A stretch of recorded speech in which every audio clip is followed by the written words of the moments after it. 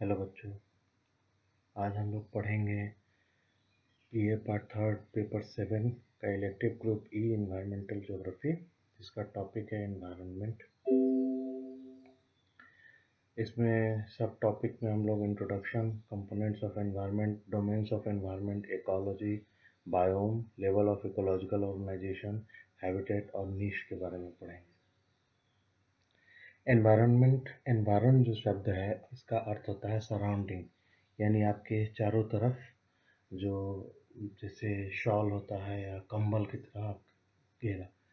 और एनवायरनमेंट में हम दो कंपोनेंट पढ़ते हैं, लिविंग और नॉन लिविंग, जिसमें कि हम जल, वायु और जमीन के साथ हमारे जो अंतर संबंध होते हैं मनुष्य का, उसका अध्ययन करते हैं।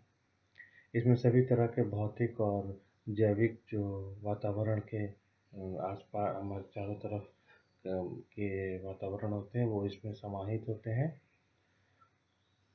और एनवायरनमेंट का जो स्टडी है ये मल्टीडिसिप्लिनरी है। इसमें physics, geology, geography, history, economics, physiology, biotechnology, remote sensing, geophysics, soil science, hydrology सभी आते हैं। इसके कंपोनेंट्स में जाएँ तो अबायोटिक कंपोनेंट जो कि नॉन लिविंग है, इसमें सबसे इम्पोर्टेंट है लाइट। लाइट आप जानते हैं कि सनलाइट जो है यही जो सूर्य है यही अल्टीमेट सोर्स ऑफ एनर्जी है। इस दुनिया में जीवन का एकमात्र वही स्रोत है। वो प्लांट्स पर फोटोसिंथेसिस होता है और हमारे जीवन, हमारे पूरे सिस्टम को ये चलाते हैं। रेनफॉल, इसके पानी के लिए रेनफॉल और बारिश की आवश्यकता होती है। और जितने भी बायोकेमिकल रिएक्शंस होते हैं वो पानी पे ही निर्भर करते हैं।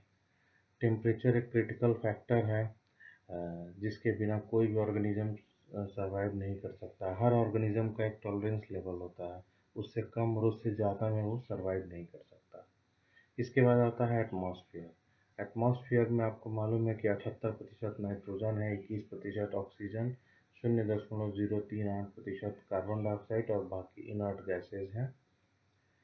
उसके बाद आता है सबस्ट्रेटा, यानी कि जहाँ पर जीव जंतु रहते हैं। अब वो या तो वो टेरेस्ट्रियल होगा भूमि पर या एक्वेटिक जल पे होगा। बायोटिक कंपोनेंट्स में अगर आप आएंगे तो ये जीवित होते हैं। इनको कहते हैं फ्लोरा और फौना, यानी प्लांट्स और जीव जंतु, एनिमल्स। और इनकी बहुत सारी वैरायटी है, इनको स्पीसीज में बांटा गया है। ये डोमेन ऑफ एनवायरनमेंट है, जो कि आप देख सकते हैं कि इसमें 5 आपको दिखेंगे। एटमॉस्फेयर, लिथोस्फीयर, एटमॉस्फेयर, वायुमंडल, लिथोस्फीयर, स्थलमंडल, हाइड्रोस्फीयर, जलमंडल और बायोस्फीयर, जीवमंडल। इन सभी को मिलाकर हम एनवायरनमेंट की रचना होती है। इकोलॉजी शब्द जो है ये अर्नेस्ट हैक्ल, एक जर्मन ने दिया था। जो ऑयकस, ऑयकस का मतलब होता है घर या जहाँ आप रहते हैं। तो इन्होंने इकोलॉजी में इस चीज़ को बताया है कि कैसे जो जीव जंतु होते हैं वो अपने एनवायरनमेंट के कंपोनेंट के साथ इंटरेक्शन करते हुए, दोनों तरह के बायोटिक और अबायोटिक, और जीवन जीते हैं। ये उनके रिलेशनशिप को बताता है। अब ये अलग अलग स्तरों पर बांटे गए हैं। तो इसको देखा जाए तो इंडिविजुअल सबसे छोटे स्तर पे है। यहाँ से जब ये बढ़ेगा तो पॉपुलेशन होगा, इससे बड़े स्तर पे कम्युनिटी बोलते हैं, तो उससे बड़े स्तर पे इकोसिस्टम, और उससे भी ऊपर बायोम, और सबसे ऊपर बायोस्फीयर। इस लेवल को आप देखिए, ऑर्गेनिज्म बेसिक यूनिट है। पॉपुलेशन जो है इसमें अलग अलग लोगों के इंटरेक्शन से बना, फिर उसके ऊपर कम्युनिटी, फिर इकोसिस्टम, बायोम।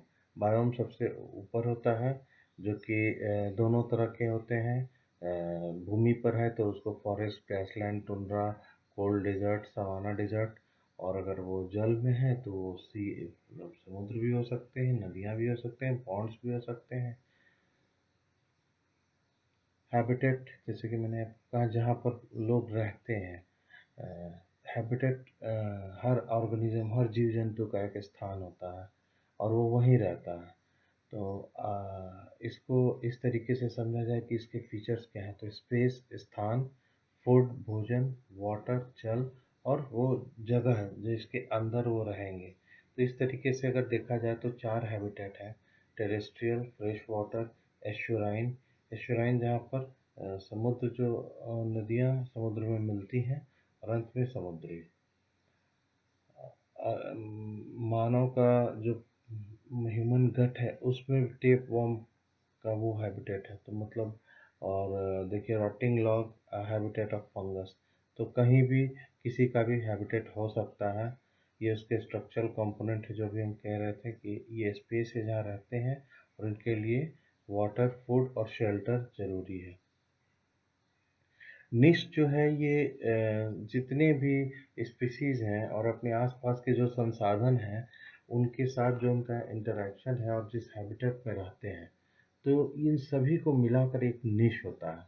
कहा जाता है कि ये इसका इंडिविजुअल निश है। और जैसे बहुत तरह के स्पीसीज़ एक हैबिटेट में रह सकते हैं, लेकिन उनका अपना है निश है।